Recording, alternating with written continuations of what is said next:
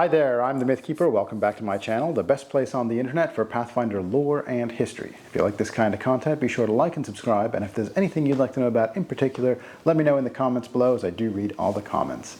This week we're doing another region deep dive, and once again we're going off the beaten path. We're going beyond both the Inner Sea and Tianxia. We're talking about the crown of the world. So this is basically the North Pole of the world of Golarion, and it serves to connect the continents of Avestan and Tianxia, and that has made it kind of maybe a more important location than you would first expect. Obviously, the Crown of the World got heavily detailed in the Jade Regent adventure path, so I leaned heavily on that. There's some pretty cool stuff happening in the Crown of the World, so hopefully this is a fun little region that you didn't know that much about that I'm going to explore a little more fully in this video. Far to the north, beyond the northernmost realms of all of Golarion's major continents, stretches an unforgiving, windswept expanse of perpetual white. This desolate region, harsh and inhospitable, is nonetheless inhabited by creatures that have adapted to survive in an environment that can claim the lives of the unprepared within hours.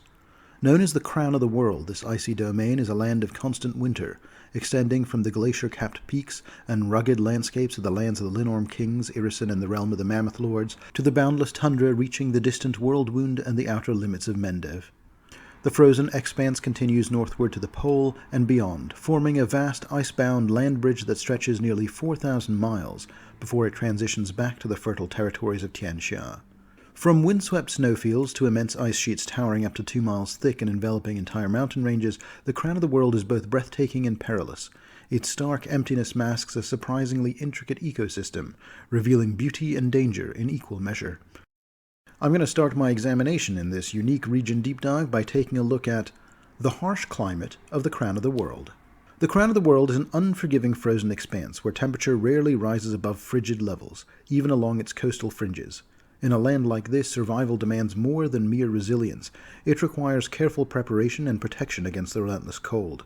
Travelers venturing into these Arctic wastes must arm themselves with warm clothing, thick furs, and even magical assistance to endure the harsh conditions. Cold weather gear and spells like Endure Elements are essential for those hoping to traverse these frozen plains without succumbing to the deadly chill. The biting cold can inflict frostbite and hypothermia, debilitating those unprotected and leaving them vulnerable to the region's predatory creatures or even killing them outright. Straying from a prepared caravan even for a short time exposes wanderers to the full force of the region's severe conditions, risking serious harm from the cold. The high ice, a plateau over a mile high, often conceals subglacial mountain ranges beneath its icy crust. This towering elevation further drives temperatures into extreme cold. During the sunless winter months or fierce storms, the chill deepens to levels far below freezing, and the wind chill can bring the effective temperature down even lower than this. Wind-resistant clothing is a must. In the polar regions, the usual rhythm of day and night seen in temperate zones become distorted due to their extreme latitude. At those latitudes, the concepts of day and night blur. There are times when the countless nights pass without the sun rising, or periods when the sun dominates the sky, obscuring the stars for weeks on end. The darkest period occurs around the winter solstice, while the brightest falls during the summer solstice. A long journey across the polar expanse, such as from Avestan to Tianxia, can span these changes, shifting from perpetual daylight to endless night. There are 5 principal seasons in the polar ice cap, which I describe here. The season of polar day. During the peak of the season known as the polar day, the sun remains above the horizon continuously, casting bright light throughout both day and night as it traces a circular path across the sky. The season of the midnight sun. In this period, the sun barely dips to or just below the horizon at night, providing bright light during the extended day, about 20 hours, and soft, consistent light during the 4 hours of night. The middle season. Here, the polar regions experience the more familiar pattern of distinct day and night, though the length of each can vary substantially with the time of the season. The season of polar twilight. In this period, the sun stays low, barely peaking above or hovering just below the horizon. The sky holds a dim glow during a brief day that lasts about 4 hours, allowing brighter stars to remain visible even during the day. The season of polar night. In the heart of winter, the sun remains far below the horizon for both day and night, leaving the landscape shrouded in darkness. Star shines with clarity, unobstructed by any sunlight, and the world is steeped in a deep, enduring shadow. The Crown of the World is subject to dangerous weather patterns as well, shaped by a powerful polar vortex at its center. This atmospheric phenomenon deflects incoming weather systems and air masses, preventing warmer or moisture-laden fronts from reaching deep into the region. While the coasts on its winter and eastern edges may witness heavy snowfall, the vast ice cap at the heart of the crown remains an arid, frozen desert, receiving only the barest trace of precipitation, and always as snow. Whiteout conditions are among the most perilous of the crown's trials. Harsh winds may whip up snow and ice into blinding squalls, erasing the horizon and reducing visibility to a mere feet. In these moments, the world seems to disappear into an endless blur of white, making movement slow and disorienting. Even the most agile traveler finds their dexterity tested as they fumble through the storm, and sight becomes completely unreliable. Yet creatures adapted to these conditions, like frost drakes or white dragons, glide through the chaos unaffected, their senses finely tuned to pierce out the blinding snow. Travelers in this area, particularly those suffering from other cold ailments or fever, often become subject to polar mirages. Similar events can occur in deep deserts as well. Visions on the horizon often lead travelers astray, and this is doubly true at the crown of the world during any time where the weather creates bright lights, such as in the polar day and midnight sun seasons. Travelers are liable to mistake glimmers on the horizon for a body of water, tree line, or other geographic landmark. This can cause unwary travelers to become hopelessly lost.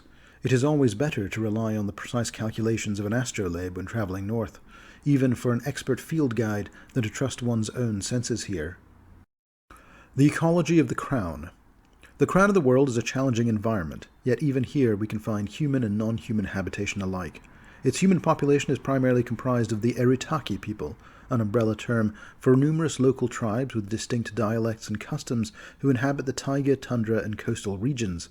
Dwarves also populate the mountain ranges here, particularly the Gurun dwarves, a unique dwarven people located primarily along the coast of the Shining Sea. Additionally, Ilverani, or snow elves, can be found in hidden recesses throughout this region, guarding the southern taiga. These groups, along with a variety of migratory wildlife like caribou, musk oxen, and mammoths, populate the subpolar and tundra zones. Further from the pole, the area is also rich with fish, birds, and marine life. Near the pole, unique creatures like boorworms, novosis, and kabas adapted to the extreme cold can be found. Predators include white dragons, frostworms, remorazes, and various magical beasts such as snowy owlbears and snow griffins. And of course the region also hosts undead beings, restless spirits of those who perished in its unforgiving climate. Among its more monstrous population, ogres, wickowack bugbears, ice trolls, and frost giants are common, while more formidable taiga and rune giants can also be found here as well. Oni, disguised or in true form, can be found on the Tian side of the crown, preying on unsuspecting travelers. Natural portals to the elemental planes of air and water, in areas like the Alabastrine Peaks, also bring in ice elementals and frost scamps of the region. The Crown of the World Gazetteer. I'm going to take this gazetteer piece by piece. Let's start with the broadest categorization of the land, a look at the polar regions. There are three primary geographic divisions of the Crown of the World, based on their proximity to the North Pole: the Outer Rim, the High Ice, and the Boreal Expanse. The Outer Rim. The Outer Rim comprises the region's broadest area, containing all lands beyond the high ice still considered a part of the Crown. Most cartographers define this as the area within 5 degrees of latitude, approximately 350 miles of the high ice territory. This is roughly equivalent to the line of barrier ranges of northern Avestan and Tianxia and the coastal areas of the Crown. The High Ice. The high ice is the area within 3 degrees latitude, approximately 200 miles of the Boreal Expanse. It is defined by the vast region of the Crown of the World covered by the polar ice cap itself. The Boreal Expanse is the final and most treacherous inner region, all located within 3 degrees latitude of the pole itself. Now, before I break down the land masses into various territories, let's start by looking at the waters that surround the Crown, since they are also defining features of the region. The Crown of the World is bordered by vast oceans, each lined with expansive ice shelves that shift with the changing seasons. In winter, the land is bound by deep ice that stretches out to the sea, while the brief warmth of summer exposes the rugged tundra beneath. As we navigate the map, we are now going to move from left to right, starting near Avestan and culminating near Tianxia. The steaming sea, the northern edge of the Arcadian Ocean, is perilous with year-round icebergs carved from Thramir's shield. Beneath its stormy waves, the volcanic activity of the Hell-Rung Mountains extends into the seafloor, creating a chaotic landscape of underwater ridges, vents, and volcanic islands that erupt with unpredictability. This makes charting the waters a formidable task, with shifting currents and earthquakes causing tsunamis and fracturing the ice shelves. The Gulf of Svalmundur cuts deep into the land from the western flank of the Rhymthirst Mountains. This immense inlet stretches over 1,000 miles, its shores peppered with rocky islets. Ulfin sailors from Cape Almholt navigate these waters to trade at the Tarasca River Delta, and on occasion venture to Whitefang Bay at the Gulf's northern reach to meet the coastal Eritaki. Whitefang Bay, at the northern end of the Gulf of Svalmundur, cradles a great ice sheet at the base of the high ice. In summer, the sheets withdraw enough to allow access to Whitefang Peninsula, but as the cold returns, the ice surges forward, merging once more and pushing the pack ice many miles down the Gaif to Cape Almholt. The shining sea is known for its turbulence and gleams with the reflections of the polar auroras. On calm nights following storms, swaths of luminescent plankton light up the surface, and tales abound of ghostly lights, will-o'-the-wisps of the deep, as dubbed by the Gurren sailors. Cholpot Gulf lies nestled at the southern arc of the Stained Peaks, where they join the Rhymthirst Mountains' easternmost edge. The ports of Bovodport and Visegrad can be found here. Thrumir's Shield forms a massive polar ice barrier, with glaciers pressing to the coast and extending into the Arcadian Oceans. Its frozen reach during particularly cold seasons of polar night approaches the northern tip of Arcadia to divide the steaming and Songil seas. The Tashan-Yakuta glacial shelf extends over 1,000 miles, from the Shining Sea to the Ivory Sea. During summer, the ice retreats closer to shore, revealing its towering edges above the sea. In winter, it advances far into the ocean, with its pack ice stretching even further. The Songil Sea is surprisingly warm for this latitude, nourished by an equatorial current sweeping along the eastern shores of Minkai. In summer, pods of baleen whales migrate here, while the depths remain home to prowling giant squid and dire sharks throughout the year. The Gulf of Corky, a deep inlet of the Songil Sea, is scattered with countless small islets, believed to be the summits of submerged mountains from the fallen wall of heaven. Here, colossal glaciers descend into the water, and icebergs drift freely, more prevalent than in the warmer waters of the Songil. Finally, the Ivory Sea unfurls northward from the western shores of Tian Xia, its coast populated by walruses and narwhals that carve migratory paths through thinning summer ice. The Eritaki of Yumzil hunt these creatures, as well as the gleaming belugas, revered as ivory whales and honored as totem animals. Important locations in the Crown. The Crown of the World is far more than a frozen expanse. It holds a diverse array of regions, each unique in its landscape and lore. Let's start in Avestan, with a region we are already fairly familiar with. The Winterwall Glacier. The Winterwall Glacier is a truly massive sheet of ice, stretching down from the Crown of the World into far northern Avestan. Its western terminus can be found in the northeastern edges of the lands of the Linorm Kings, where it begins to the east of the Stormspear Mountains. Its edge then dips southwards into the frigid land of Irisen, continuing in a generally easterly direction until the Tusk Mountains and the realm of the Mammoth Lords form its eastern border. There are several settlements located on the southern extremity of the Winterwall Glacier, and all of these I have now covered in more detail in previous region deep dive videos, but just to enumerate them all here from west to east. Elfmeet is an Ilvarani or snow elf camp. The Varki of Icemark frequently come here to trade with the snow elves, who have a great love of the Varki's scrimshaw art. Turvik is the northernmost city of the Linorm Kingdom of the Thanelands, and is the last elfin city on the path of Agenhay. It's built high up on the Stormspear Hills, and though it's a treacherous climb, it is in fact the safest way up onto the Winterwall Glacier from just about any point in Avestan. In fact, even before the path carried the name it does today, the Stormspear climb had been used by Ulfin warriors to explore the Winterwall, and eventually discover the overland path to the Lake of Mists and Veils, where they would one day establish their settlement of Akormir, which I'll get to later. Zar Kragnaral is one of several frost giant keeps in the Winterwall Glacier, this one ruled by the Deathless Jarl. Stormspear Keep is a Black Raven fortress. The Black Ravens are the elite hag-fighting warriors of the Linorm Kingdom of Hagreach, tasked with protecting the Linorm Kingdoms from the threat of Irisen. The Black Raven warriors of this northern keep are allied with many nests of giant eagles who help them patrol the northern borders.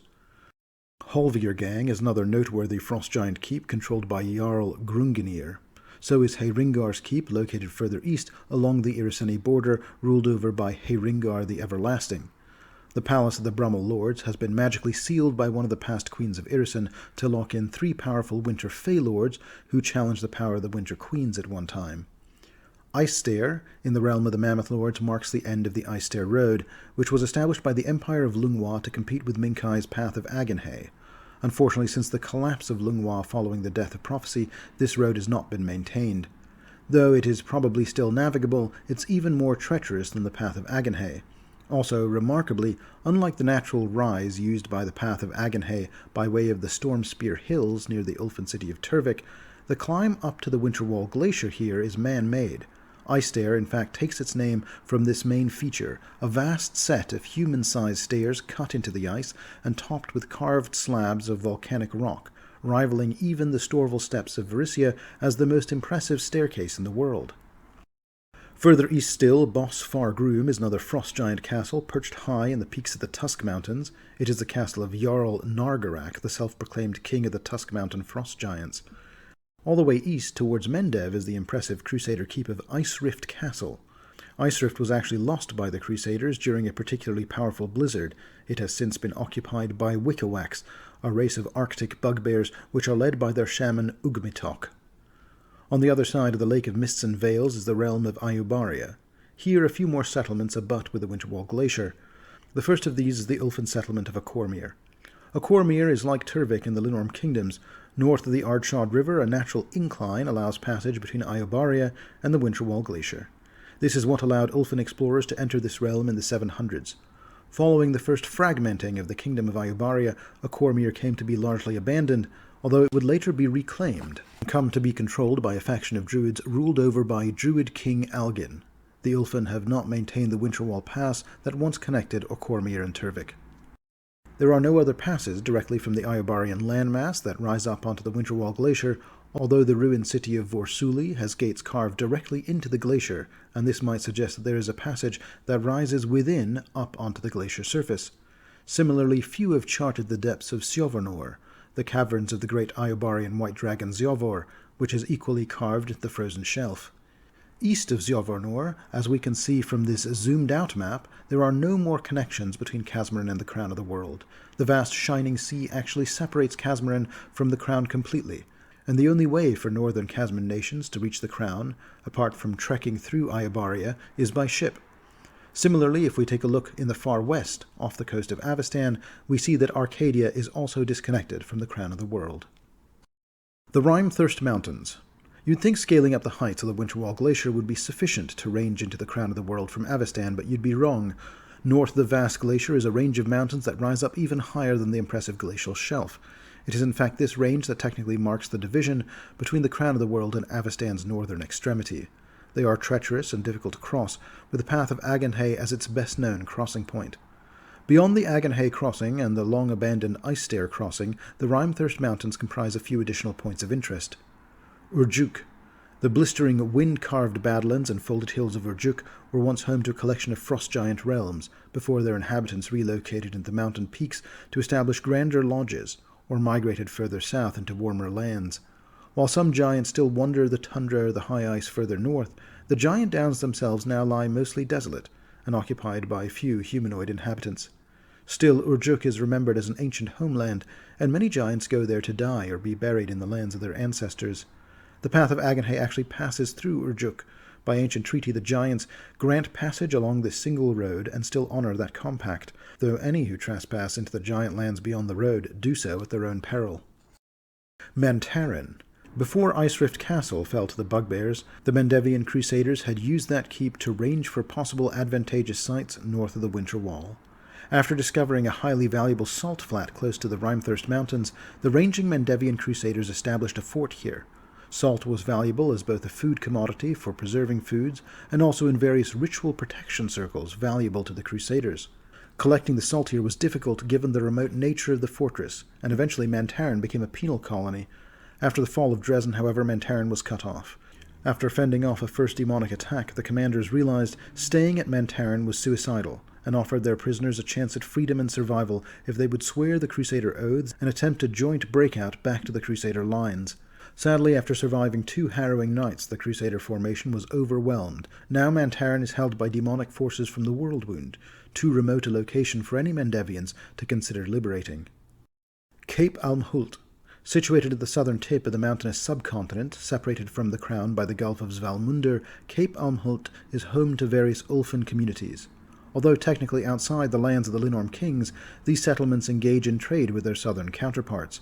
The Ulfin kingdom of Almhult is less a nation than a collection of independent villages and towns that cling to the coast. During the summertime, however, a meager inland farming community supplements the coastal community's year-round fishing, sealing, and whaling.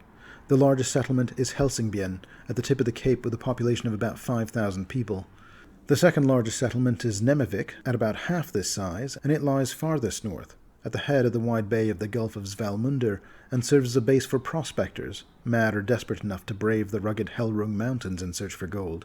The remaining settlements of Roshik, Azray, and Surtsey are farther west along the Cape Seaweed coast and are smaller than the other two, ranging from 500 to 1,500 residents each.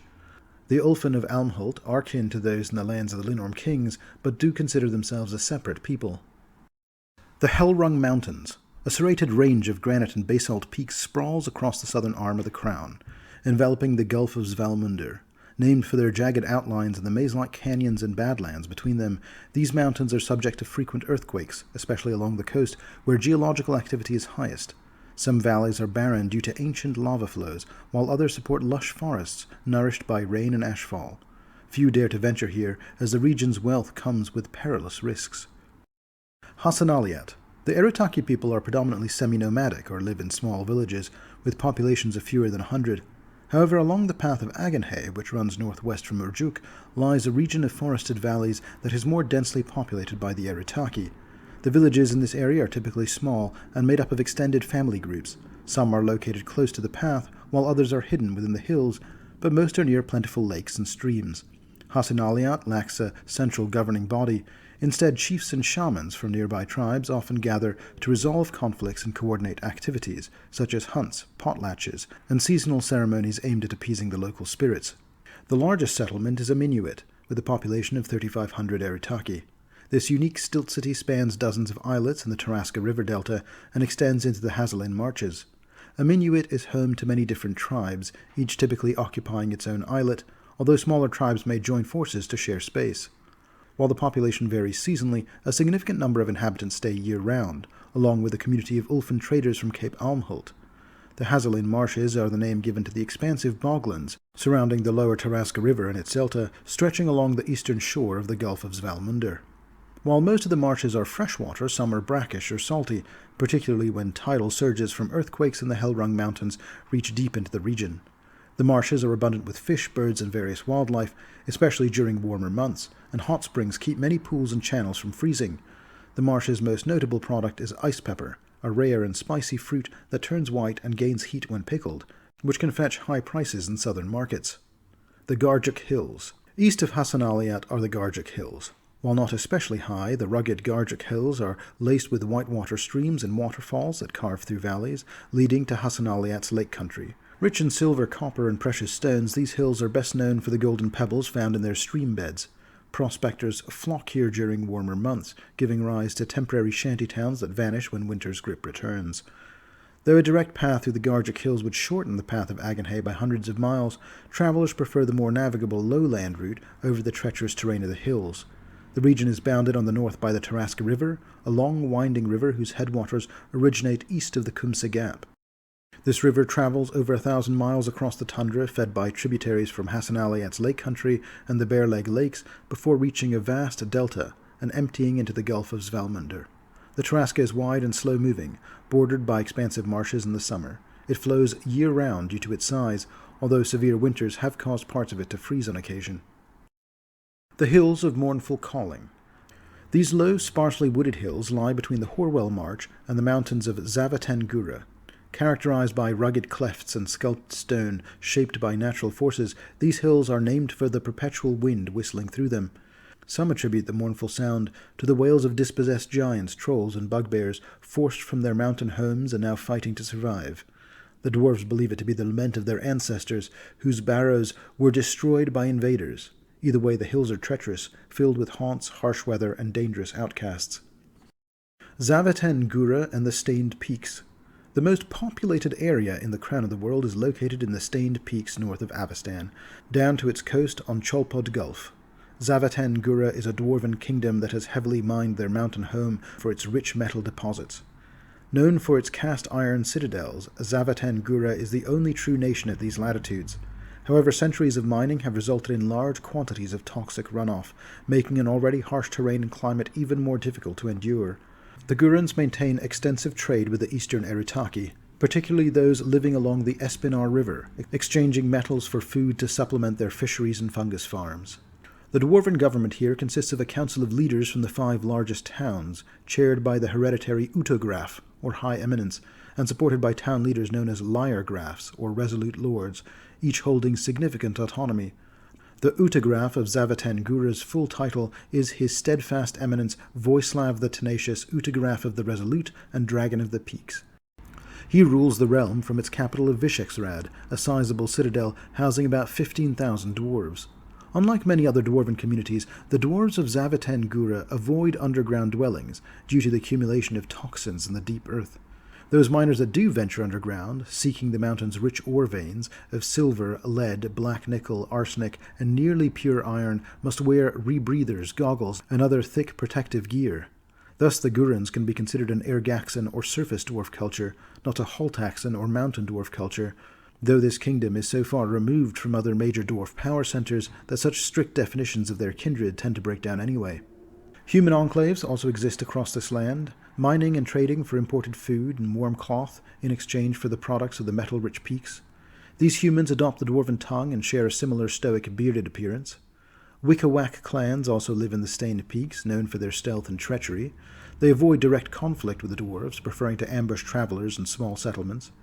Other dangerous creatures like Arctic kobolds and tribes of ogres also inhabit the region, and though often considered dangerous peoples, the territory is so sparse of humanoid traders that even these more monstrous creatures can often be found trading pelts for liquor within the dwarven towns.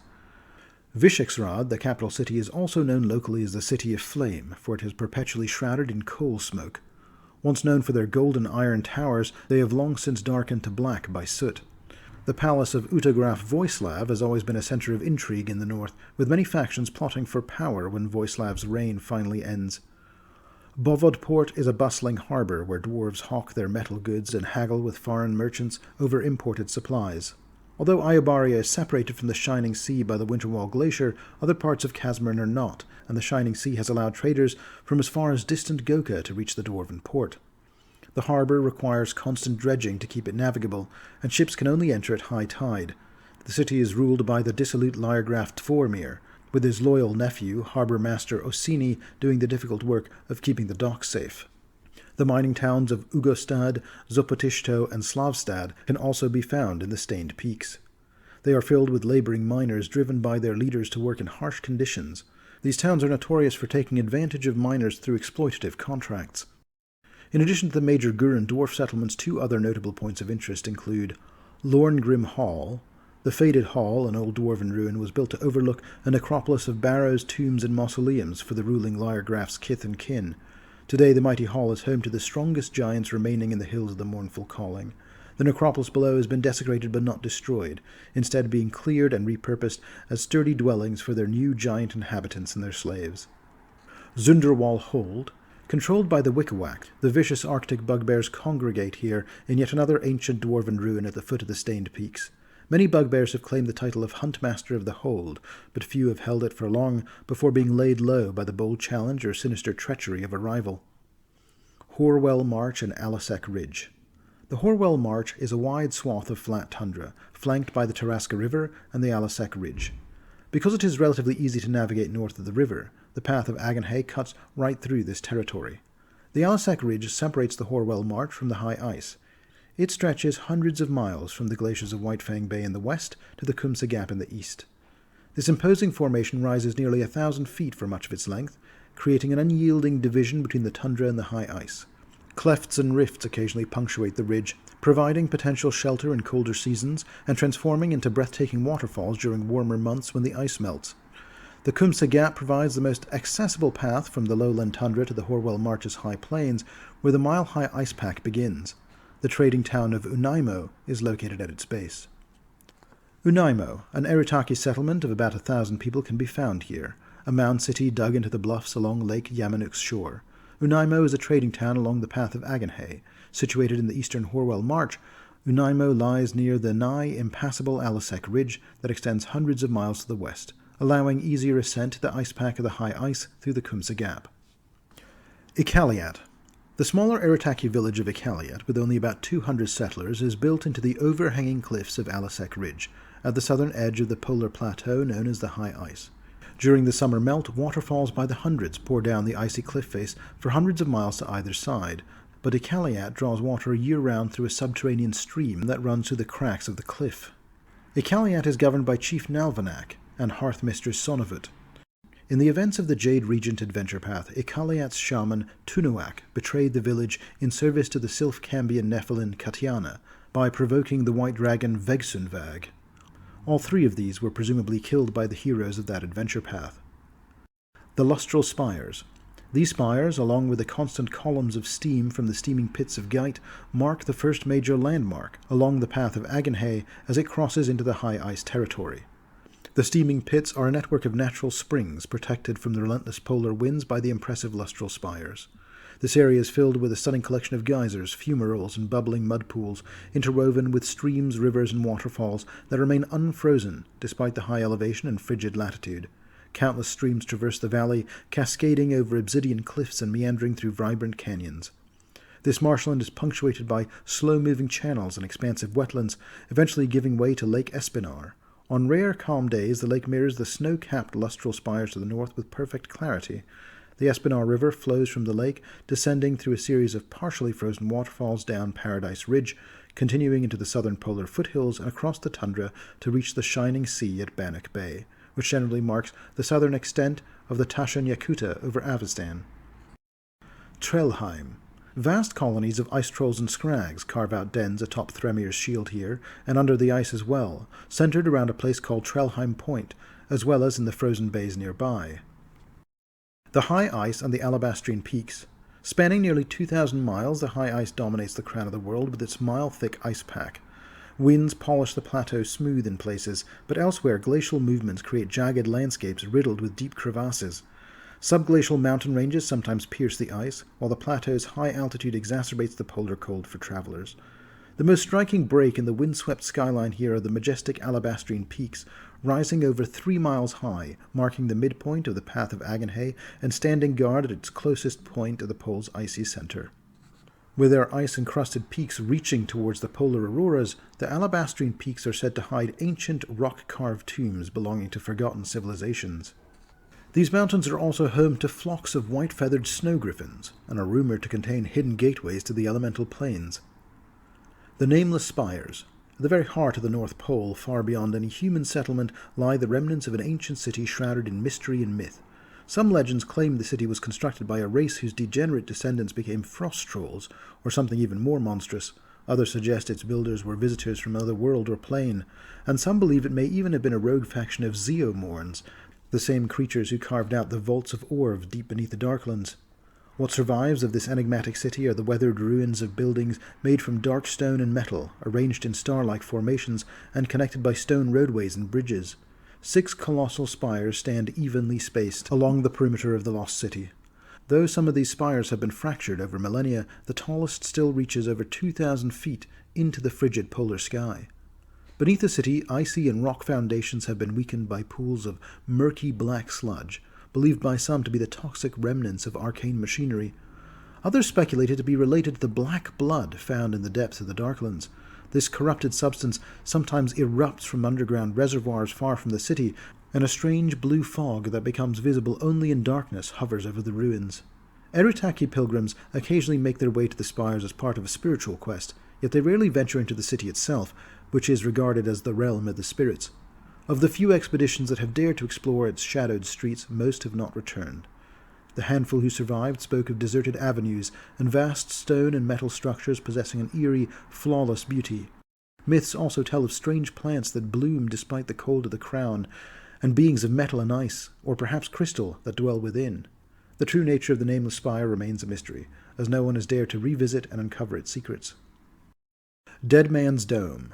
This once mighty hilltop was crowned by a stone watchtower, most probably built by some ancient Tian explorers, which stood sentinel over the gradual descent of the polar ice into the hill-surrounded lake of Run Uvas towards Tian Xia. Funded by taxes collected from the merchant caravans traveling the path of Agenhay and seeking refuge under its watch, the tower served as a vital point of protection. However, 2 centuries ago, an army of giants and undead laid siege to the tower and its grounds. The assault led to the slaughter of many caravans, but a lone guard, a hero whose name was never recorded, rallied and led a daring counterattack. His bravery shattered the enemy lines and held them at bay just long enough for the surviving caravans to flee to safety. The legend tells that this hero fought his way back to the tower and lured the attackers inside, ultimately bringing the structure down upon himself and the invading force in a final act of sacrifice. The site still commands a sweeping view of the surrounding lands, and unlike other haunted ruins, the ghost here is not feared by travelers. Stories persist that the dead man of the dome, the spirit of the fallen warrior, continues to guard travelers who venture here, a watchful presence for those in need. Rhun Uvas, the Salt Sea Lake, and Ulangorn.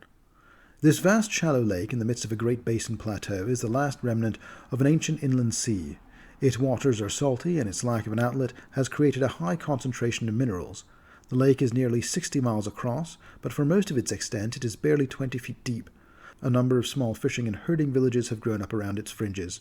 Ulangorn holds the distinction of being the largest of the Eritaki villages in the Rhun Uvas basin. Ulangorn is a relatively safe stopover along the path of Agenhay, ruled over by Headman Ordos, an Eritaki chief, and spiritually guided by Salt Speaker Korok, a Gurun dwarf druid. Connecting the Rhun Uvas basin to the Tianside tundra is Overikir Pass, a land bridge flanked by hot springs that nourish the Jorma River. A notable feature here is Baron's Breath, an ancient lava flow that emits steam and gases unpredictably. Across the pass is a small alpine forest, now frozen by the polar winds, known as the Wood of Winter's Deadly Roar, where ice-coated trees and the legend of lurking ice-spinning spiders may deter travelers. Lake Buriam and the Osman Confederation. This huge double-armed lake dominates the tundra north of the eastern end of the Wall of Heaven. Its waters are fresh and deep, but freeze to great depths in the winter. An alliance of Eritaki villages crowds the edges of Lake Buriam and the surrounding river valleys, and they are called the Osman Confederation. The Osman villages who live on its shores traverse the lake with canoes in summer and bone-bladed sailing skiffs in the winter. During the summer months, the Osman clans disperse across the tundra with their herds, later driving them back to the villages as the dark and cold of winter begin. Each of the numerous villages has a speaker in the permanent assembly in the trade village of Jagin, the region's capital, which has about 1,500 people living there, and which lies along the path of Agenhay at the lake's western edge. Jagin is ruled over by Elder Sarai, an Eritaki headwoman and a hedge witch, who makes the effort to greet all visitors personally. Ulagor. At the northern stretch of the Osman Confederation is the Niset River, which flows south and east from the high ice to the port of Tuvar and the lands of the Ulagor clans. Around 600 Eritaki live in Tuvar, the chief village of the Ulagor clans, comprising a generally settled coastal people who hunt the waters and islands of the Songil Sea. Tuvar is the site of their moots and trade fairs. Korki. Meanwhile, the Niran River drains from the southern arm of Lake Buriam before flowing southwest into the Gulf of Korki. At this river mouth can be found Ketskirlet, the chief town of the Korki clans of the Eritaki. In the summer, the clans fish the adjacent gulf, even trading occasionally with Hongal south of the gulf, but in the winter they retreat to the stone-delved halls in the foothills of the Wall of Heaven, which are maintained by the one-third of the town's population that is dwarven. The White Wood of Melarkin. This extensive forest of aspen pine and white-bark holly spreads from the Wall of Heaven's base. Unlike the quiet of other northern forests, the White Wood is notorious for its cacophony, earning it the name the Roaring Forest, or the Hills of Screaming Trees. These sounds come not from the trees, but from the savage trolls and giants that hunt within, whose cries echo through the forest. The Morrigan River cuts through these woods, draining the northern face of the Wall of Heaven, looping northwards across the lower tundra, before flowing west into the Ivory Sea. The long canyon through which the river passes the Whitewood was nicknamed Turnback Pass as a warning about its harrowing rapids. Yumzil, another clan grouping of the Eritaki, settles the long curving coast of the Ivory Sea, and have hunted blubber and ivory here since time immemorial.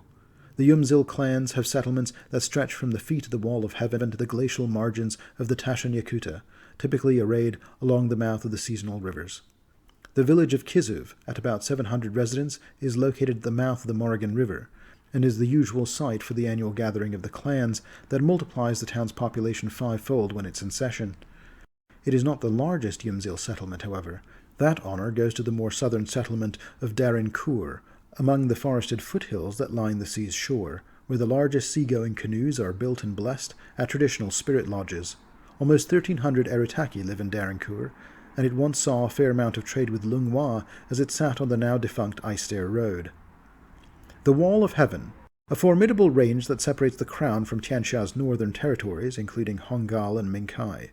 Flipping quickly to the Tianxia view of the map, two significant cities can be found in the Wall of Heaven. They are described in my Honggal, Shaguang, and Wall of Heaven region deep dives.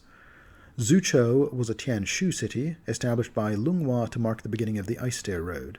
Al-Tanzud was instead a Tianla and Tianmin city, established by Honggal and Mingcai, and marking the beginning of the much more trafficked path of Agenhe.